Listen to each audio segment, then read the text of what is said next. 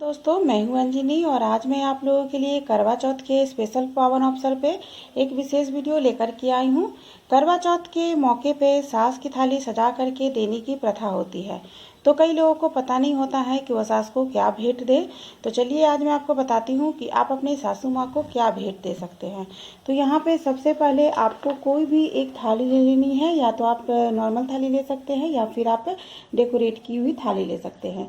इसमें आपको एक साड़ी डालनी है जो कि आपकी सास की पसंदीदा रंग हो, उस कलर की साड़ी आप ले सकते हैं, या फिर कोई भी आप लाल, पीला, हरा या फिर डीप मैरून कलर की साड़ी ले सकते हैं। लेकिन नॉर्मली क्या होता है कि हम करवा चौथ पे लाल जो रंग होता है वो शुभ माना जाता है, तो इसलिए या फिर लाल या फिर पिंक आप कोई भी एक साड़ी ले जो कि आप अपनी सासू माँ को दें।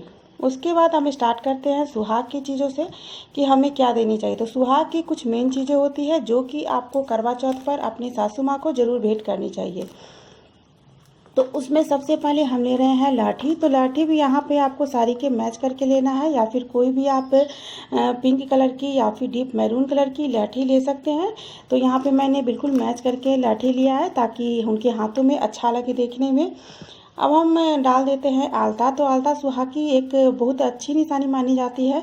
आलता जो होता है वो किसी भी पूजा पाठ, जब हम कोई भी पूजा पाठ करते हैं तो आलता जरूर लगाते हैं। ये सुहाग की मेन निशानियों में से एक निशानी है, तो इसे आप बिल्कुल यहाँ पे ध्यान दे करके अपनी सासू माँ को दीजिए, बिल्कुल इसे आप भूलिए नहीं। इसके अलावा सभी जो सुहागन औरतें होती हैं वो सभी जानती हैं कि उनकी जो जिंदगी होती है उसमें सुहाग की निशानी के रूप में सिंदूर जो होता है उसका कितना महत्व होता है। तो ये देखिए यहाँ पे मैंने सिंदूर भी ले लिया है अपनी सासू माँ के लिए, तो इसे भी याद करके आप ज़रूर दीजिए। इसके अलावा हम दे रहे हैं यहाँ पर पायल, जो कि सुहाग की निशानियों में से एक निशानी और है। बिछिया, इसे भी सुहाग की निशानी माना जाता है। सभी सुहागन औरतें जो होती है वो पायल और बिछिया ये दोनों चीज़ें तो ज़रूर डालती हैं, तो इसलिए ये दोनों चीज़ें आप ज़रूर रखिए। उसके अलावा हम देंगे उन्हें कंघी, ऐनक। सुहाग की एक और निशानी होती है और वो होती है बिंदी, तो बिंदी भी आप ज़रूर इसमें डालिए। उसके अलावा यहाँ पे हम डाल रहे हैं मेहंदी। तो मेहंदी भी सुहाग की एक बहुत ही बड़ी निशानी मानी जाती है। जो भी सुहागन औरतें होती हैं वो आप जानते ही होंगे कि जब भी कोई तीज त्यौहार करती है तो मेहंदी अपने हाथों में ज़रूर रचाती हैं, तो ये भी आप ज़रूर दीजिए। इसके अलावा आप दे सकते हैं कुछ मेकअप का सामान या अग्नि की श्रृंगार का सामान, और उसमें आप दे सकते हैं नेल पॉलिश, क्रीम,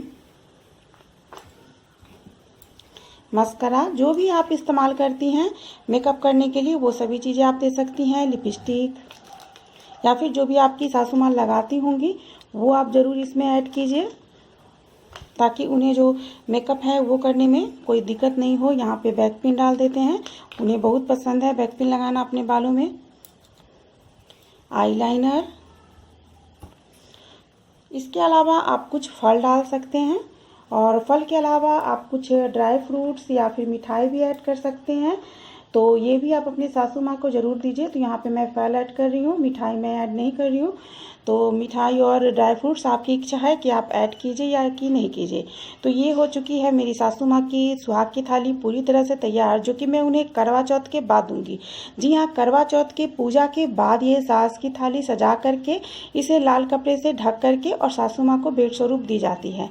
करवा चौथ का व्रत कितनी अविवाहित लड़कियां करती हैं या फिर कितनी वैसी औरतें करती हैं जो कि अपने फैमिली यानी कि सास ससुर से दूर रहती हैं, या फिर दुखद अति की वजह से उनकी सास से नहीं होती हैं। तो ऐसी औरतें के मन में विचार आता है या फिर लड़कियों के मन में विचार आता है कि हम ये सास की थाली सजा करके किसे भेंट दें। तो इस कंडीशन में आप ये सास की जो थाली है उन सबको सजा करके किसी पंडित को दान में दे सकते हैं, या फिर अगर आपके आसपास कोई मंदिर है तो उस मंदिर में भी आप दान कर सकते हैं माता रानी को। तो माता रानी जो है सो उनकी कृपा जो है हमेशा सुहागन स्त्रियों पे बनी रहती है। तो अगर आपकी सास आपसे दूर रहती हैं तो या फिर आप अविवाहित हैं तो ये थाली सजा करके आप किसी पंडित को या फिर मंदिर में दान कर दें। मुझे उम्मीद है कि आपको आपके सारे जो प्रश्न हैं उसके जवाब मिल गए होंगे दोस्तों।